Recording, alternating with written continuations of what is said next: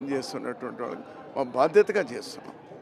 బేసిక్గా అదే రాజశేఖర రెడ్డి గారి అబ్బాయి ఇప్పుడు రాష్ట్రానికి సీఎంగా ఉన్నారు. అంటే చాలామందికి ఉన్న డౌట్, ఈవెన్ కాంగ్రెస్ పార్టీ వాళ్ళు, మిగిలిన పార్టీ వాళ్ళు, రఘువీరారెడ్డి లాంటి గొప్ప నేత, ఒక సీనియర్ నాయకుడిని ఆ పార్టీలోకి ఎందుకు తీసుకోలేదు, ఆహ్వానించలేదా, లేదా ఆహ్వానిస్తే మీరు తిరస్కరించారా? ఈ రాష్ట్రంలో ఉన్న పార్టీలే కాదు, రాష్ట్రంలో లేని పార్టీలు కూడా పాపం ప్రయత్నం చేసుకున్నారు. దాని గురించి అంటే వాళ్ళ గురించి తక్కువగా మాట్లాడడం మంచిది కాదు, కానీ థ్యాంక్స్ టు దెమ్. వాళ్ళకి నా మీద ఉన్నటువంటి దీంతో థ్యాంక్స్ టు దెమ్. బట్ నా స్థానం ఇదే. మా ఊరు ఎట్లా నీలకంఠాపురమో నా పార్టీ కాంగ్రెసే అందులో ఉంటుంది. ఇంకో ఇంకో మనకు పక్క దృష్టి లేదు. కనిపించేటువంటి ఆ పక్షి కన్ను మాత్రమే కనిపిస్తుంది, కాంగ్రెసే కనిపిస్తుంది. కాంగ్రెస్ ద్వారా ప్రజలకు మేలు జరుగుతుంది అని విశ్వసించేటువంటి వాళ్ళు. ఇప్పుడు ఎప్పుడైతే మీరు మళ్ళీ రియాక్టివ్ అయ్యారో, యాక్చువల్లీ మీరు కాంగ్రెస్కి దూరంగా, అంటే మీరు నీలకంఠాపురానికి పరిమితం అయ్యి టెంపుల్ కట్టి అక్కడ ఉన్నప్పుడు మిమ్మల్ని ఎవరు పట్టించుకోలేదు, మీ పైన విమర్శలు చేయలేదు.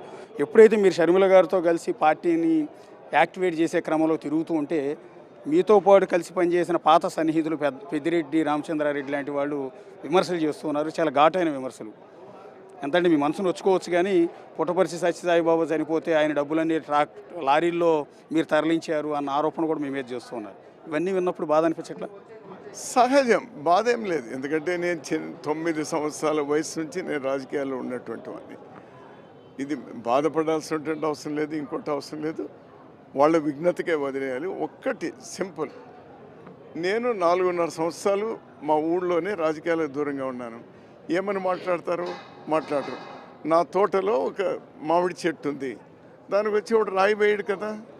అదే మెయిన్ రోడ్లో ఒక మామిడి చెట్టు ఉంది, ఎవడైనా రాయేస్తాడు. సో నేను ఇప్పుడు రోడ్లో ఉన్నటువంటి నిన్న మొన్న దాకా నేను నా పొలంలో ఉన్నటువంటి మామిడి చెట్టుని ఇప్పుడు రోడ్లోకి వచ్చినా కాబట్టి తప్పకుండా రాళ్ళు వేస్తారు, వేసుకొని. ఆ చెట్టుకు పళ్ళు కూడా కనపడుతున్నాయి ఇప్పుడు.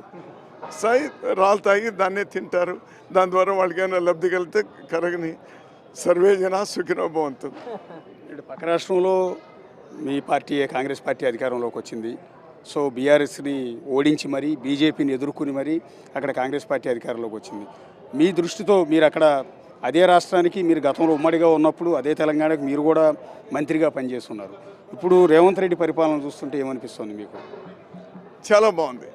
నా స్నేహితుడు చాలా మంచి పరిపాలన, అందరినీ కలుపుకొని, ఇంకా చిన్న వయసు అయినా కూడా బాగా మెచ్యూర్డ్గా వెళ్తున్నాడు. పార్లమెంట్ ఎలక్షన్స్లో రిఫ్లెక్షన్ కనిపిస్తుంది కూడా. 10-12 సీట్లు గ్యారంటీ అక్కడ పార్లమెంట్ సీట్లు కూడా గెలుస్తారు. ఇప్పుడు సొంత అన్నా చెల్లెల మధ్య ఒక యుద్ధం జరుగుతుందండి. ఇదే పార్టీ నుంచి వెళ్ళిన జగన్ గారు పార్టీ పెట్టి అధికారంలోకి వచ్చారు, సీఎంగా ఉన్నారు. ఇప్పుడు ఆయన మీదే ఆయన సొంత చెల్లెలు షర్మిల గారు కాంగ్రెస్ పార్టీ ఏదైతే బేస్ పార్టీ ఉందో ఆ పార్టీ నుంచి ఆవిడ అధ్యక్షురాలుగా బాధ్యతలు చేపట్టి అన్న మీద యుద్ధం చేస్తుంటే, నిన్న ఆవిడ ఒక పోరాటం నిరసన కార్యక్రమంలో భాగంగా వెళ్తుంటే పోలీసులు ఈడ్చుకుంటూ తీసుకెళ్లారు, అరెస్టులు కూడా చేశారు. ఎట్లా చూస్తారు దీన్ని అంతా కూడా మీరు?